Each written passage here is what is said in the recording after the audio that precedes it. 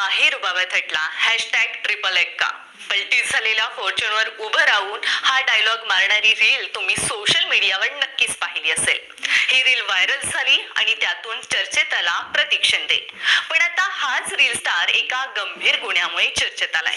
नेमका हा प्रतीक शिंदे आहे तरी कोण?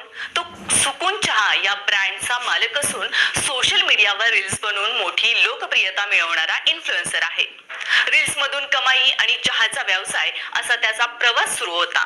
मात्र आता त्याच्यावर एका दुसऱ्या रील स्टारचे सुमारे 12 तास अपहरण करून मारहाण केल्याचा गंभीर आरोप झालाय.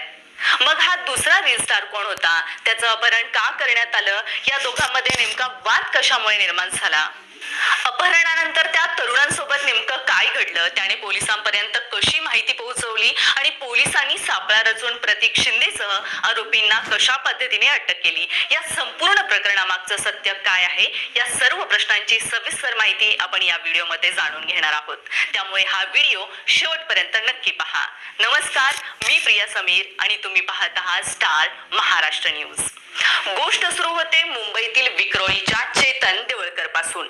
चेतन आपल्या चॅनलवरून एका सामाजिक समस्येवर व्हिडिओ बनवायचा, ती म्हणजे बेकायदेशीर ऑनलाईन बेटिंग म्हणजे जुगार ॲप्स. महाराष्ट्रातील अनेक रील स्टार्स पैशांसाठी अशा जुगाराच्या ॲप्सची जाहिरात करतात, ज्याने तरुण पिढी बर्बाद होते. चेतनने त्याच्या या व्हिडिओमध्ये थेट प्रतीक शिंदेचं नाव घेतलं आणि त्याला रोस्ट केलं. पैशांसाठी तरुणांना चुकीच्या मार्गाने नेऊ नका असं तो म्हणाला. बस हाच व्हिडिओ प्रतीक शिंदे आणि त्याच्या टोळीच्या जिवारी लागला. तारीख होती 26 जुलै 2026. मुंबईच्या पवई परिसरातील पंचकुटीर भागात चेतनला चर्चा करण्यासाठी बोलवण्यात आलं. चेतन तेथे पोहोचला, पण त्याला कल्पना नव्हती की समोर एक मोठा सापळा रचला गेलाय. तो पोहोचताच प्रतीकच्या साथीदारांनी त्याला घेरलं आणि बळजबरीने एका काळ्या स्कॉर्पिओ गाडीत कोंबलं.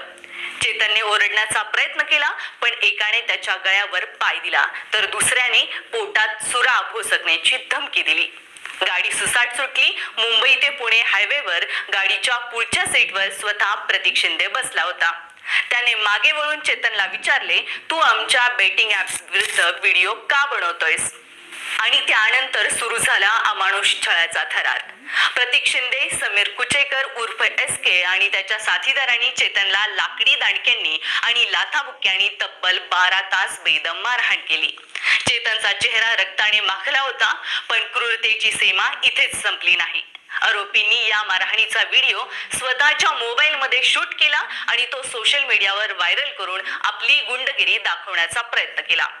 मध्यरात्री चेतनला नवी मुंबईतील कळंबोळी रस्त्यावर फेकून आरोपी फरार झाले.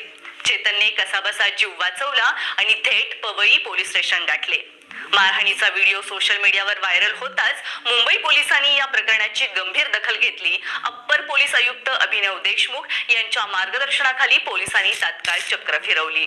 तांत्रिक तपास केला आणि अवघ्या 24 तासात मुख्य सूत्रधार प्रतीक शिंदे, यश बाबरे, अनिकेत गोडसे आणि समीर कुचेकर या चौघांचे मुसक्या आवळल्या गेल्या. न्यायालयाने त्यांना 7 दिवसांची पोलीस कोठडी सुनावली आहे. या प्रसंगातून एक गोष्ट लक्षात घ्यायला हवी, सोशल मीडियावर जे लाखो फॉलोअर्स आणि चमकधमक दिसते त्यामागील सत्य कधी कधी खूप भयानक असतं. जे रील स्टार पैशांसाठी तरुणांना जुगाराच्या आहारी लावतात, त्यांच्या विरोधात आवाज उठवणाऱ्याचा आवाज दाबण्याचा हा प्रयत्न होता. पण शेवटी कायद्यापेक्षा मोठं कोणीही नाही हे पोलिसांनी दाखवून दिलं. तुम्हाला या संपूर्ण प्रकरणाबद्दल काय वाटतं? कमेंट करून नक्की सांगा आणि पाहत रहा